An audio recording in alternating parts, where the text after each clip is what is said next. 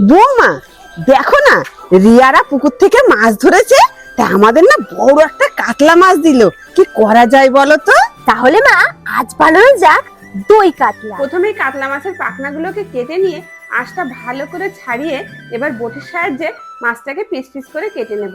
সমস্ত মাছগুলোকে piece piece করে কেটে নিয়ে পরিষ্কার করে ধুয়ে নেব। তারপরে সমস্ত উপকরণগুলো একে একে রেডি করে নিয়েছি। এবারে মিক্সারের সাহায্যে ভিজিয়ে রাখা চালমগজ, পোস্ত, আদা, রসুন, পেঁয়াজ, গোটা ধনে, গোটা জিরে একসাথে পেস্ট করে নেব।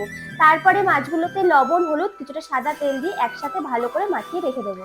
এবারে কড়াইতে দিয়ে দিতে হবে পরিমাণ মতো সর্ষের তেল। তেলটা ভালো মতো গরম হয়ে গেলে নুন হলুদ মাখানো মাছগুলো তেলের মধ্যে দিয়ে লাল লাল করে ভেজে একটা পাত্রের মধ্যে তুলে নিতে হবে। তারপরে ফোড়নে দিয়ে দেবো তেজপাতা, শুকনো লঙ্কা, গোটা জিরে। হালকা নাড়াচাড়া করে মিক্সারে পেস্ট করে রাখা মশলাটা দিয়ে ভালো মতন নাড়াচাড়া করে কুচিয়ে রাখা টমেটোগুলো দিয়ে পরিমাণ মতন লবণ দিয়ে ভালো মতন নাড়িয়ে নেব ঢাকা দিয়ে দিয়ে। মশলা থেকে তেল ছেড়ে দিলে পরিমাণ মতো দিয়ে দিতে হবে জল। জলটা হালকা ফুটে এলে সমস্ত ভেজে রাখা মাছগুলো দিয়ে হালকা নাড়াচাড়া করে ঢাকা দিয়ে দিতে হবে। কিছুক্ষণ পর ঢাকনাটা খুলে হালকা নাড়াচাড়া করে ফেটিয়ে রাখা টক দইটা দিয়ে আবারও ভালো মতো নাড়াচাড়া করে সবশেষে চেরা কয়েকটা কাঁচা লঙ্কা, ধনেপাতা কুচি ছড়িয়ে দিলেই রেডি আমাদের দই কাতলা। চলো এবার তাহলে টেস্ট করো। কেমন, ভালো তো? অসাধারণ।